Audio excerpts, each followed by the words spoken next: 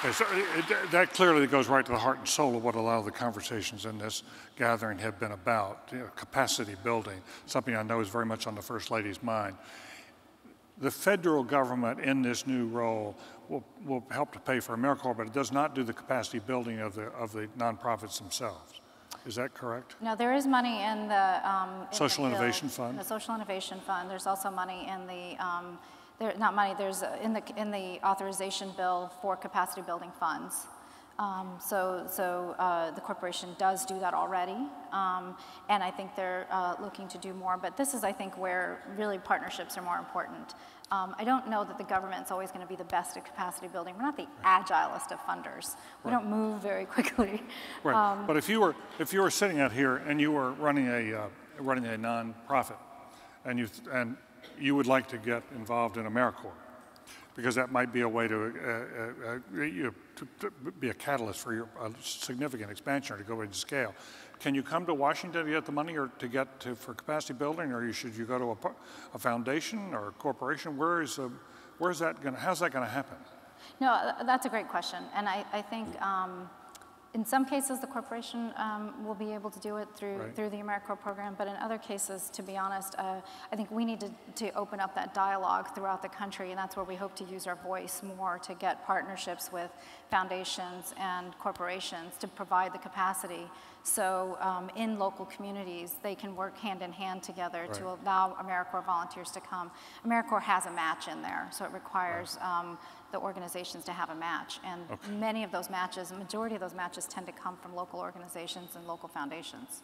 Right, okay, that's very interesting. Because we just had a conversation in one of the earlier sessions with leaders of American corporations, and they're much more socially conscious than they were, say, 10 years ago.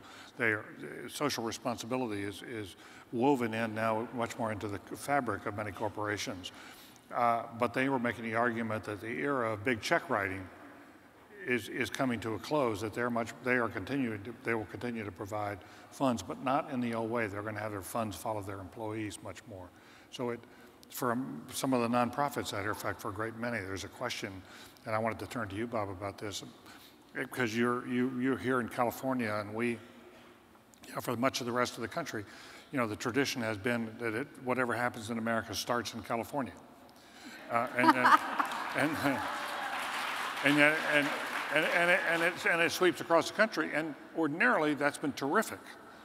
There have been many good things that have come out of it, but given the dire economic straits that California now finds itself in, and the drying up of money in the government sector, what seems to be happening here in California is that the social needs are dramatically escalating, while the capacity to pay for it is dramatically diminishing.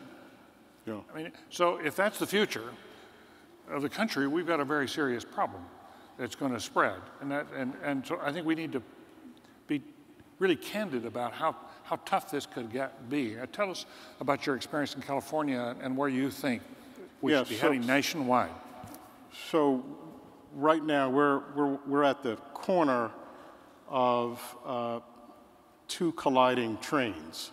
Right. One from the standpoint of we're a health foundation, but nationally our health system's in crisis. That was already in crisis. The president's providing leadership to try and begin fixing that now. So that's everywhere, and including California. And now we have an unprecedented budget crisis in the state, through which more health services programs are going to be cut for persons with HIV/AIDS, for the disabled, for children, for families. And so we're standing kind of at the corner of these two trains colliding. And they both share one thing in common, and that this conference has a lot to do with. We can't tinker at the edges anymore. We just can't. We need transformational and bold kind of change. And so it needs the kind of change where it's wonderful that the White House has established this office and Sonal has $50 million to get things going. We need $5 billion in that fund, right? So where we're at now, David, is we fund social entrepreneurs in disinvested communities to improve the health of that community. So very quickly, I want to tell you one story that illustrates the challenge we have. We fund a community-based organization, nonprofit in Southeast San Diego called Second Chance. They do prison reentry. They successfully help integrate ex-felons and prison inmates who are released into the community, and we funded them and funded an evaluation of their approach. It was an innovative approach. It was a different approach. I won't go into the details of what they do. And we funded the evaluation for them. The 3-year evaluation of their cohort of inmates that they've treated and supported showed that nearly 80%, after 3 years, nearly 80% of that cohort of inmates were not only out of jail, but employed using their approach. Okay? So the state of California's experience is the opposite. 75 to 80% of inmates that are released through the state system actually recidivate within 3 years, okay? So now you've got Second Chance's experience, 80% success rate, state of California's experience, 80% failure rate, okay? And we're looking at the state budget, and this state is now spending $49,000 per inmate per year. While they're in prison. While they're in prison. The Second Chance program cost data shows that they can, on a per-client basis, have that success rate at $5,000 to $6,000 per client. So you do the math, right? That said, we now have this innovation. We did an evaluation. We did it the right way. It works. We said, okay, how do we scale this model up? And we've run into a brick wall. We shopped it with the then State Department of Corrections Cabinet Secretary, who was a reform-minded corrections official. He loved the program. He loved these kinds of approaches. He got fired 1 month after we met with him because the State Correctional Officers Association didn't like the reform he was bringing. We then met with his successor.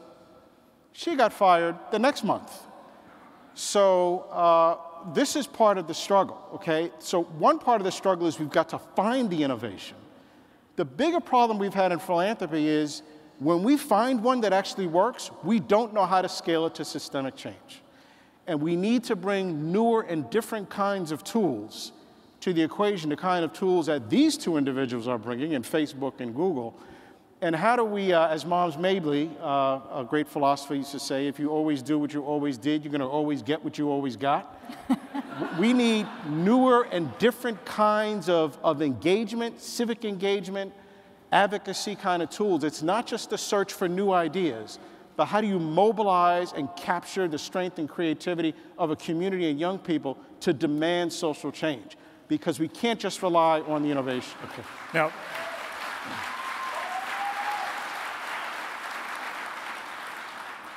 well said, and Sonal, how do you respond then? You're sitting in the White House, you hear this, you know this, you face this, you lived here in California. How does the nation respond?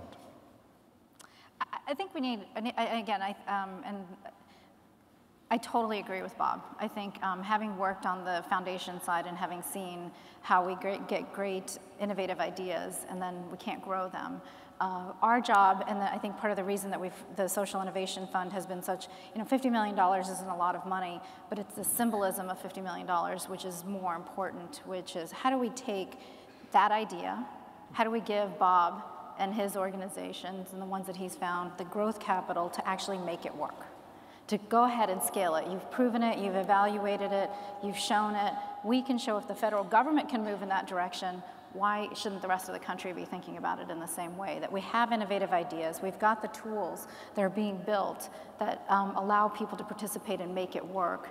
Do you think it's the White House's responsibility to take overall charge to respond to the issues that exist at the state and local level? So how do these, what's the relationship of the White House to the struggling nonprofits that are finding answers but can't find the money?